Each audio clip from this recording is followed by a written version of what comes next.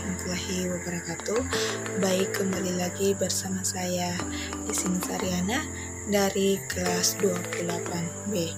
Pada kesempatan kali ini saya akan menjelaskan tentang materi dinamika pengembangan kurikulum 2013. Nah, pertama-tama kita harus mengetahui apa sih itu kurikulum. Nah, kurikulum adalah seperangkat rencana dan pengaturan mengenai tujuan, isi, dan bahan pelajaran serta cara yang digunakan sebagai pedoman penyelenggaraan kegiatan pembelajaran untuk mencapai tujuan pendidikan tertentu.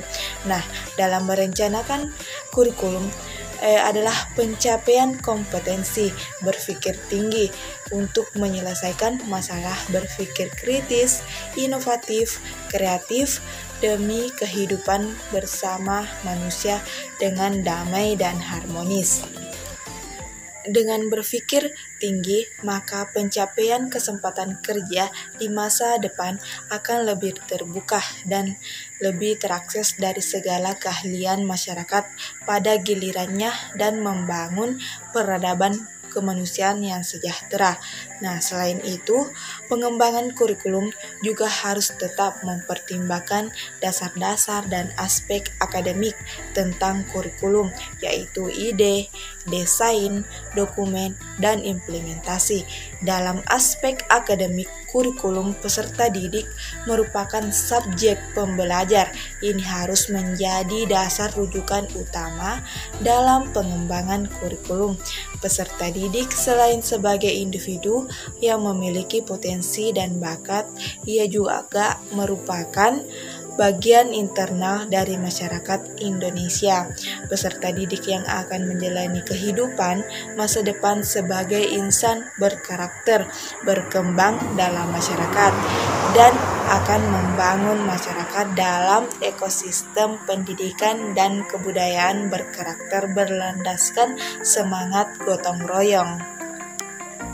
Pada pengembangan kurikulum 2013 secara berkesinambungan mempertimbangkan berbagai hal dan masukan dari berbagai unsur masyarakat sebagai satu kesatuan entitas bangsa yang menginginkan peningkatan kualitas peserta didik di masa depan. Dalam pembelajaran pengembangan disertai dengan evaluasi formatif yang memungkinkan perbaikan pada tatanan dokumen implementasi.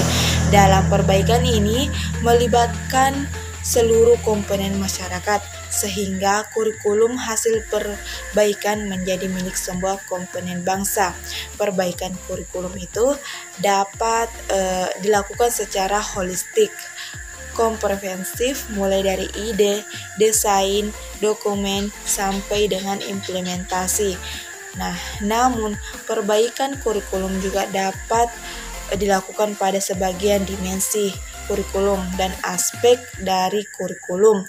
Perbaikan kurikulum 2013 itu pada saat ini lebih bersifat evaluasi formatif dengan melakukan perbaikan pada dokumen kompetensi inti dan kompetensi dasar, silabus, pedoman, mata pelajaran, pembelajaran, dan penilaian hasil belajar, serta buku teks pelajaran. Nah, berdasarkan hasil monitoring dan evaluasi serta masukan publik tersebut, terdapat beberapa masukan umum, antara lain adanya pemahaman yang kurang tepat oleh masyarakat dan diakibatkan oleh format penyajian dan nomenklatur dalam kurikulum 2013.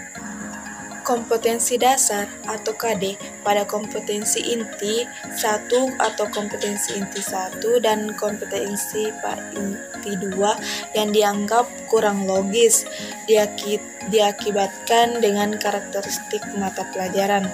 Yang kedua, terindikasi adanya inkonsistensi antara kompetensi dasar dalam silabus dalam buku teks, baik itu di ruang lingkup materi maupun urutannya.